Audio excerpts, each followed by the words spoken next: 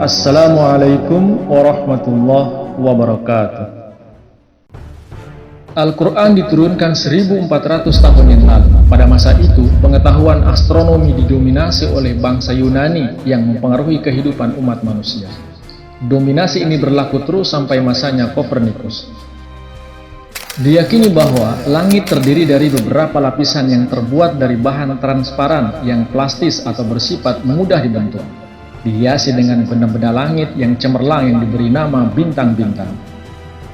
Pada masa itu, umat manusia meyakini bahwa bumi terdiri dari massa debu, batu, air, udara, dan mineral. Bumi merupakan massa yang stasioner atau tidak bergerak dengan permukaan yang rata, tidak berputar dan tidak diputari oleh benda-benda langit lainnya.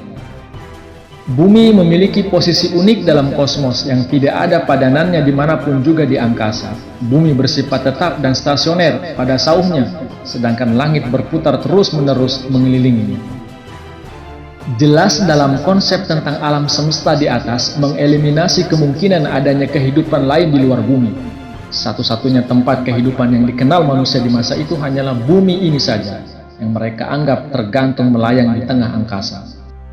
Berbeda dengan pandangan di masa kuno, Al-Quran tidak ada menyebutkan bahwa bumi ini sifatnya stasioner, sedangkan mengenai jumlah banyaknya bumi, Al-Quran mengatakan, A'udzu billahi minasyaitonir rajim. Allahul ladzi khalaqa sab'a samawat wa minal ardi mithlahunna yatanazzalul amru bainahunna lita'lamu annallaha ala kulli syai'in qadir wa annallaha qad ahata bikulli syai'in ilma.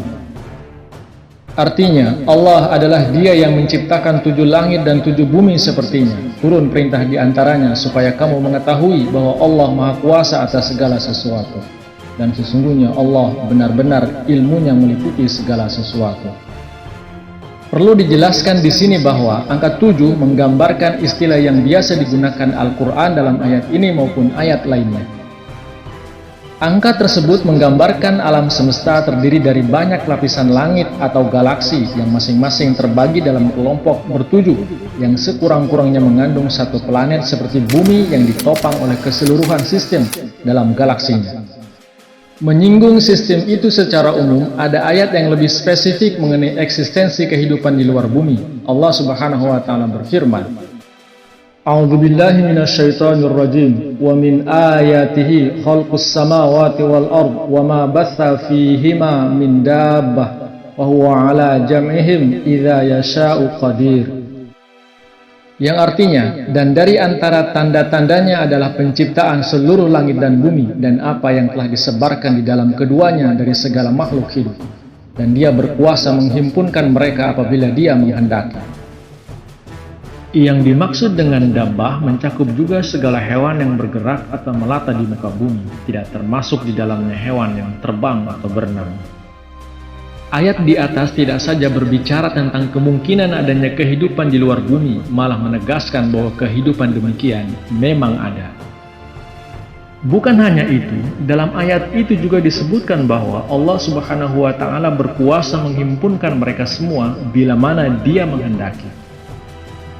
Kata bahasa Arab jam'ihim secara spesifik berbicara tentang menghimpun bersama kehidupan di bumi ataupun di tempat lain. Kapan pertemuan itu akan terjadi tidak disebutkan secara pasti, juga tidak ada dikemukakan apakah pertemuan tersebut akan terjadi di bumi atau di tempat lain. Satu hal yang pasti ialah kejadian tersebut pasti terjadi saat Allah Subhanahu wa Ta'ala berkehendak. Perlu diingat kalau kata jama bisa mengandung arti kontak fisik atau juga kontak komunikasi. Hanya masa depan saja yang bisa mengatakan kapan kontak itu akan terjadi, namun kenyataan bahwa kemungkinan demikian sudah dibuatkan lebih dari 14 abad yang silam, itu saja sudah merupakan mukjizat tersendiri.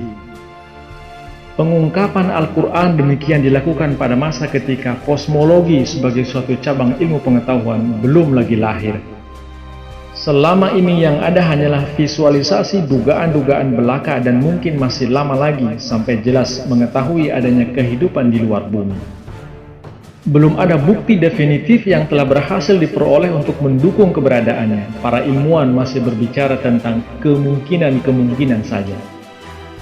Sementara itu Al-Quran selangkah lebih maju lagi dengan menubuatkan bahwa suatu waktu nanti manusia akan melakukan kontak dengan kehidupan di luar bumi. Saatnya untuk realisasi sempurna dari nubuatan ini belum tiba, namun tanda-tandanya sudah menyembul di cakrawala. Hal ini menunjukkan kalau nubuatan-nubuatan Al-Quran berada jauh di muka dari perkembangan kemajuan ilmiah manusia. Dengan demikian, kita bisa mengharapkan realisasi nubuatan tersebut di masa depan. Nubuatan tentang pertemuan atau kontak dengan kehidupan di tempat lain masih termasuk kategori yang masih akan dipenuhi. Semoga umur kita cukup panjang guna menyaksikan hari akbar di mana kehidupan di bumi berhasil melakukan kontak dengan kehidupan di angkasa. Wallahu a'lamu bishawab.